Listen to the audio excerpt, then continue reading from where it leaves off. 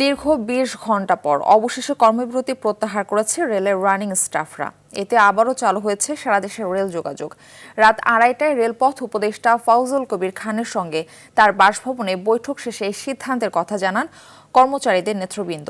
তারা বলেন, জনদুর্ভোগের বিবেচনা ও উপদেষ্টার কথায় আশ্বস্ত হয়ে কর্মসূচি তুলে নেওয়ার সিদ্ধান্ত নিয়েছেন তারা। বিস্তারিত সুফিয়ান ফারাবি রিপোর্টে। শিয়া বাটার ও ভিটামিন ই সমৃদ্ধ lily glam beauty soap. Lily, always beautiful. ঘড়ির কাঁটায় তখন রাত ২:৩০। সড়ক পরিবহন ও রেলপথ মন্ত্রণালয়ের উপদেষ্টার বাসায় রুদ্ধদ্বার বৈঠকে বসেছেন শ্রমিক সংগঠনের নেতারা। এ সময় উপস্থিত হাসনাত আব্দুল্লাহ ও বিএনপি চেয়ারপারসনের সাবেক বিশেষ সহকারী শিমুল বিশ্বাস।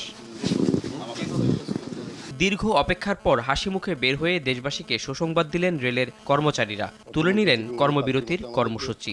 আনলিমিটেড যে মাইলেজ যেটা আমরা পাই আসছি ব্রিটিশ আমল থেকে ১৬০ বছর থেকে ওইটা উনি করে দিবে তোমাদের থেকে। আর পূর্বের ন্যায় আমরা যারা পেয়ে আসছি, আমরা যারা দীর্ঘদিন চাকরি করছি, সেগুলো আমাদের অনতিস্বীকারে ৭৫%, ওই ব্যাপারটা উনি ইনশিওর করছেন। পরে বৈঠকের সিদ্ধান্তের বিষয়ে কথা বলেন উপদেষ্টা ফয়জুল কবির খান। জানান, অর্থ বিভাগের সঙ্গে কথা বলে দ্রুতই যৌক্তিক দাবিগুলো মেনে নেওয়া হবে। শ্রমিক নেতৃবৃন্দ এবং ছাত্র নেতৃবৃন্দ আমাকে অনুরোধ জানিয়েছেন যে এইটা তুলে দেওয়ার জন্য। রেলের যারা ওনারা যে বিদ্যমান যে সুবিধা দিয়ে আছে সেগুলো সব বহাল থাকবে।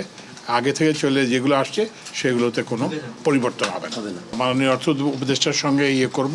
আমি দায়িত্ব নিয়ে বলতেছি যে আমি এটা করতে সক্ষম হব।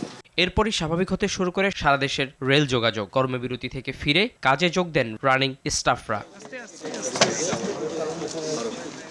সুফিয়ান ফারাবি, RTV, ঢাকা।